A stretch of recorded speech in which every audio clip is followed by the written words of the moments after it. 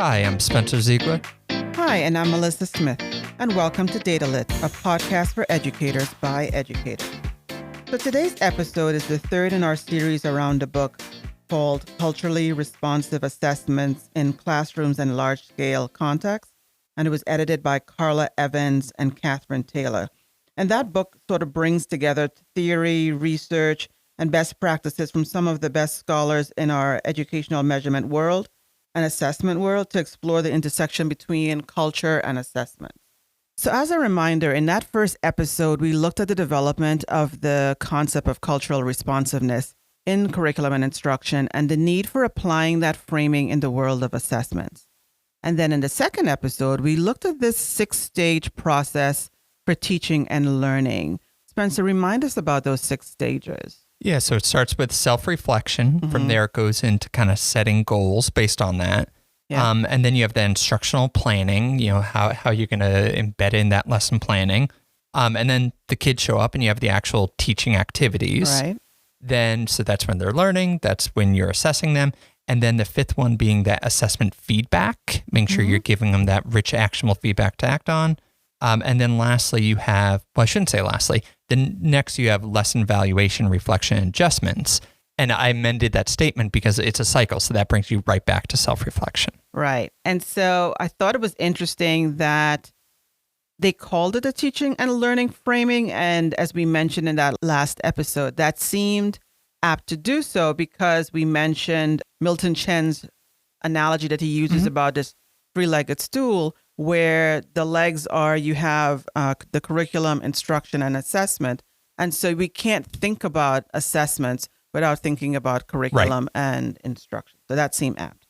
So now we get to this episode. And in our 3rd episode, we want to share with you, our listeners, some of the best practices from the book that they say are helpful for educators to help them sort of lean into this process of, all right, so we buy into the need for looking at where culture and assessments intersect.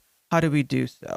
But like anything else in education, implementing a concept like culturally responsive assessment comes with some of the challenges. So, Spencer, can you start us off with what are some of those challenges that we need to consider? Yeah, the first that the book lists is a lack of professional development and instructional materials.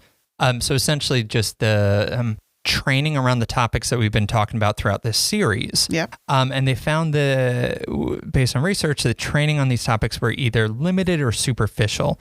And they cite a research study from 2018 that said that less than 33% of teachers that were surveyed said that they were provided consistent training that focused on addressing these topics. We're hoping that, these episodes, for instance, might provide some of that support, that professional development. And if not, we have in the show notes the actual book, because we're only covering 2 of the 22 chapters here. Right. So if you want more, check that out. There's plenty waiting for you. I think too and I'm glad that they lifted that up. What it made me think about is when you think of professional development, it is development. And I think sometimes we fall into this rut where it's a one and done, right? You read a book. So not even though we're recommending the book, you don't read the book and all of a sudden you're like, haha, right? Yeah. For me, professional development is not a destination, but it's a process. And I think that's what they were trying to highlight, that even though you can't go to one training or read one book and all of a sudden just be there. Yeah, particularly for pernicious problems like this. There are some things that just require one training for you to know, I click here, I click here, I click here, and now I know how to use this platform or something. Yes. But But if there was a simple solution for these kind of things, then we wouldn't be having this discussion throughout time and place, you know? So what's another one? The next then is, say you have that professional development, how do you implement it into the assessments while balancing academic rigor and cultural adaptation? So they talked about, how do you design or implement assessments that are genuinely reflective of the diverse cultural backgrounds of all students? The ones that account for varied linguistic and cultural experiences without sacrificing academic rigor. Right. And this is, an extra layer of work that we're asking from teachers. It's a delicate layer of work as well, because they point out, how do you do so without falling into stereotypes or making assumptions? Yeah. So that's, I think, a really valid kind of question about just being conscious anytime you put something else on a teacher's plate. Is there some other spot where you can kind of take something off in order to say, like, hey, this is worth time doing? Agreed. The other one they talked about, I like how they also use some statistics from a 2017 study to kind of highlight the potential for cultural misalignment between teachers and students. And this happens because that statistic said minoritized students constitute over 50% of the U.S. student population, yet only 17% of U.S. teachers are minorities. Yep. And even though that's a national statistic, I think if we were to pull something similar for our district or surrounding districts, it's not an even split, right? So there would be that sort of disparity. And this disparity can make it difficult for teachers to fully understand and integrate students' cultural experiences into assessments. Because, how do you get around, or how do you know? And I think as teachers, you just have to have this yearning, not just for your own content knowledge, but just about people around you. Right. Yeah, and this makes me think back, Brown versus Board of Education. When we talk about desegregation, we're really talking about students. And there's some studies back then that estimate that we lost kind of tens of thousands of our Black teachers there. And I think we're still seeing some of the repercussions today. Yeah. Another one they sort of talked about was this sort of bias in teachers' perception. So you kind of talked about, stereotyping, and, that's sort of close to some of the biases that teachers can have in terms of expectations, perceptions that they have for students. And one of the things that they talk about is that if a teacher has these implicit biases, that can influence their assessment practices, potentially leading to lower expectations or a misinterpretation of students' cultural behaviors. And that one caused me to pause a little bit about, that is something that if I am not conscious of it, and that's how some of these biases happen, right? There are things that are happening that you're not conscious about. They actually talked about non-cognitive biases, which are like emotional biases, right? It's based solely on feelings. And if you don't take the time to sort of unpack those, what are the implications for those? Which is interesting that the first stage of the cycle that we talked about last episode started with self-reflection. Yeah, that's where my head went to.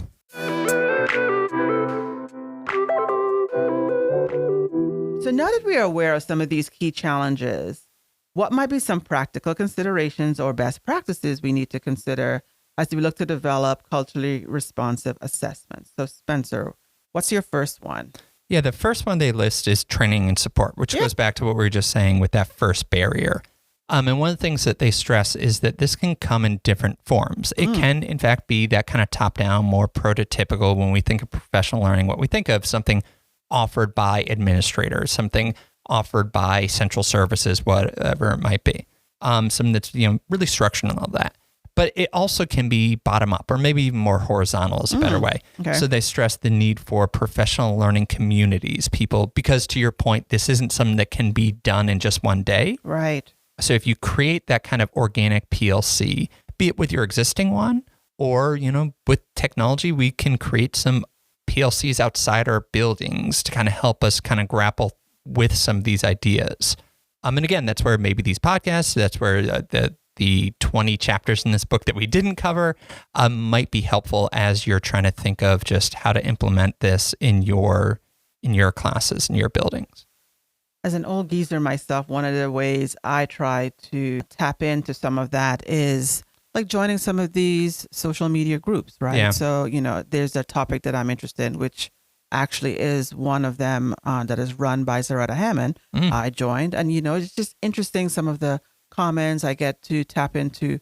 I just don't get to hear from people within the district, but I also get to hear from people nationally and, across the world in terms of their thoughts and beliefs when it comes to culturally responsive pedagogy.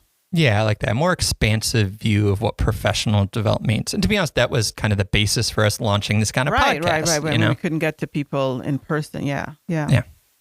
So the other one that they talked about is, assessment design. So when you think about designing culturally responsive assessments, it's really about making sure the way that we're measuring learning reflects the diverse backgrounds and experiences of our students, right? So it's not only about measuring the content, but making sure that the way that they're able to demonstrate what they know is also being captured. Yep. So again, that means avoiding stereotypes, bringing in a variety of perspectives, giving student multiple ways to show what they know, whether that's through projects, presentations, discussions, or more traditional assessments. Mm-hmm.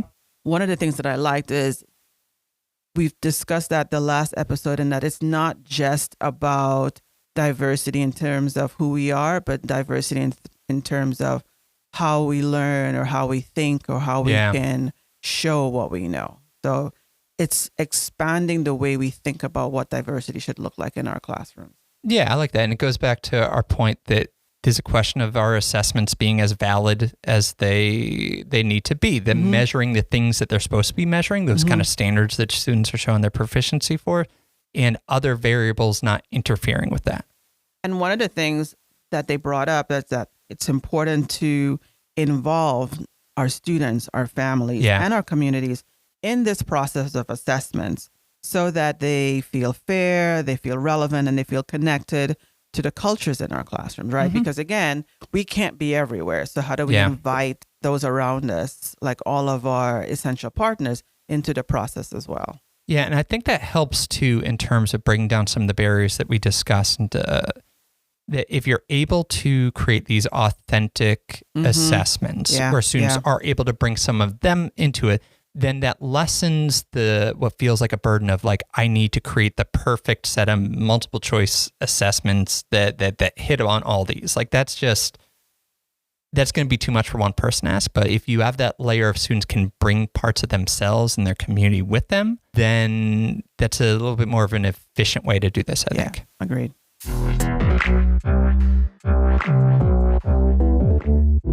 All right, so then at that point, so you designed the assessment. So the next kind of practical consideration is more the implementation and how you're evaluating student work products and processes. And picking up where you left off, they really stress making sure that there are clear and transparent learning objectives. The guideposts for students, they know exactly what they're expected to show and how they can kind of show it. And then, like you said, assessments provide opportunities to demonstrate proficiency in these. And this brings us to the importance of a strong, robust rubric that is going to measure the standards as opposed to that task. And we can drop in the show notes. We've done a series on rubrics before. Right. So if you want to dig deeper into that, that can be helpful. But when the rubrics are looking at the standards, it's easier to have different ways to get there as opposed to you need to show this thing in this particular way. And then the last element here is just the feedback that you give. And I think this segues into the next one there. And for this, I thought of Grant Wiggins' research on the elements of effective feedback. Oh, yeah. And I'll briefly summarize it here, but we actually have a whole episode on this, and we'll drop that in the show notes too. But he gives kind of 7 elements that good feedback should be goal reference, it should be tangible and transparent, it should be actionable, it should be user-friendly, it should be timely, it should be ongoing, and it should be consistent.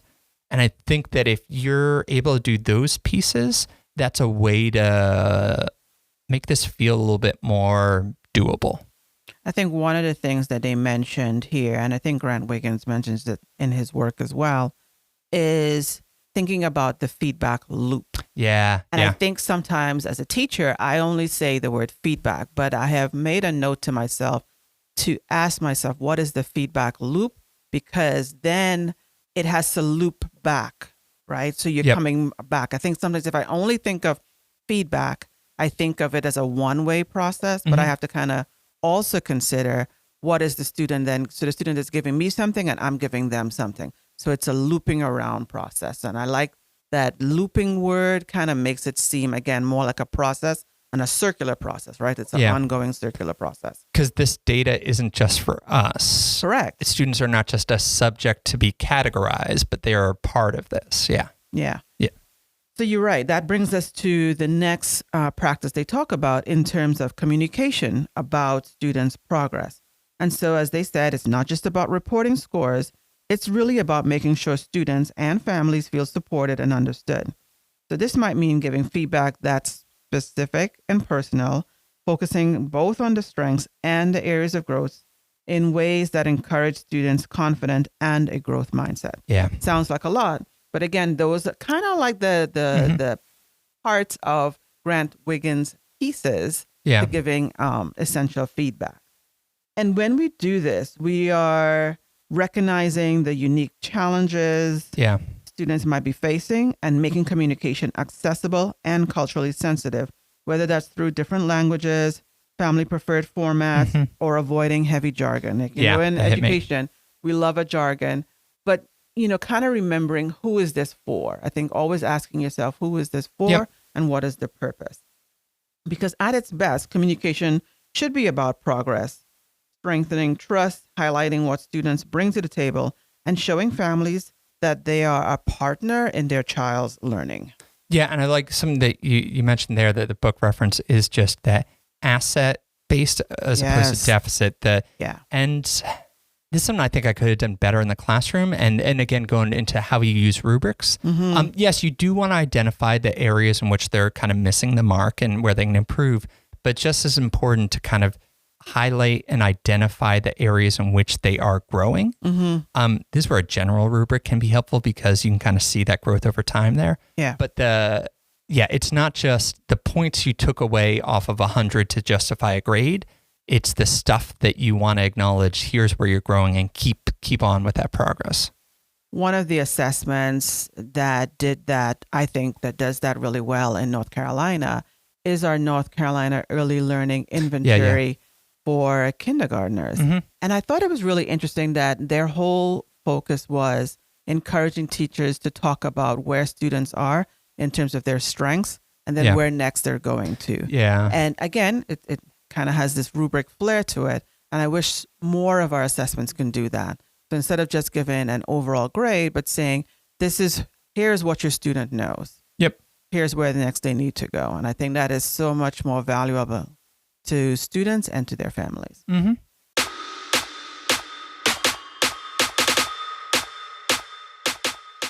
right, so what's the last one? The last then is actually using those assessment results. There was a phrase that you used previously that I think is really relevant for this, and that's feedback loops.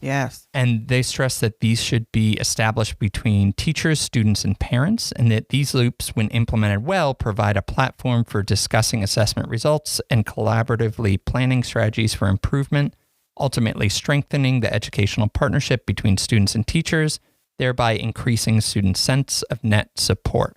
So that idea of just them being a part of this and that kind of cycle there. And they stress, make sure that you're actually using the data. It's not just about labeling and moving on. But look at that data, especially that like the formative, the diagnostic, the universal screener, whatever it might be, even the interim, and act on it. Offer additional supports or enrichment based on what you're learning there. Change your instruction based on what you're learning. And model this as you're doing it as a teacher, because we want students to do so as well. We want to see students adjust how the steps that they're doing, because it is their data, not ours. Ooh, I like that. So encouraging them to reflect. I think back, I often cite John Hattie's research on feedback and saying like, feedback on the task is useful, whether you got something right or wrong. Feedback on the identity level, like good, bad, smart, those kind of, that can be counterproductive. But the two in the middle, feedback on processing, the steps that you took in terms of those standards, like how did you get that number, show your work so you can kind of figure out where you were right or kind of off base. That's really useful because those are the steps you got to change. But also the feedback on self-regulation, on what were the personal things that you did to get here, how did you divide up your time and all that to get these results. So when you're able to help students use their data, use that feedback to alter their processing and self-regulation, I think that's when this can be really empowering. Agreed. It makes me think that those two in the middle that you kind of talked about, feedback on self-regulation and feedback on the process, when we don't do that, it's like the students are filling in the blank and they inevitably see it as feedback on self, right? So then they're like, oh, this must be about me because I don't have any other information. Yeah. Well put. Yeah. So as we come to the close of this episode and for this series, culturally responsive assessments, it seems to be really about honoring the unique experiences and perspectives of our students and what they bring into the classroom. So even though the challenge that we're dealing with is that culture is always changing, so are our assessments. And so our assessments have to evolve as we deal with culture and something that is dynamic as culture. Yeah. And at its core, I think it's really about helping every student, every Yes. teacher, every family feel like they are truly being seen. I keep hearing the word see me. I think as human beings, we all want to be seen. And that's kind of what we're kind of talking about, how best to be seen and recognized. Yeah. And, something that strikes me thinking about this conversation, really all those, is there's a phrase that our friends over in special education use sometimes. What's good for some is good for all. Oh, yes. Like with the example that always has been compelling for me is like curb cutouts, right? Yeah. Those might be in place for like ADA requirements, those that are in a wheelchair or something, but a lot of people benefit from them. Someone pushing a stroller, someone that's a little bit older that might be more mobility challenged. Like you can say me. Yeah, bike rides, all those kind of things there.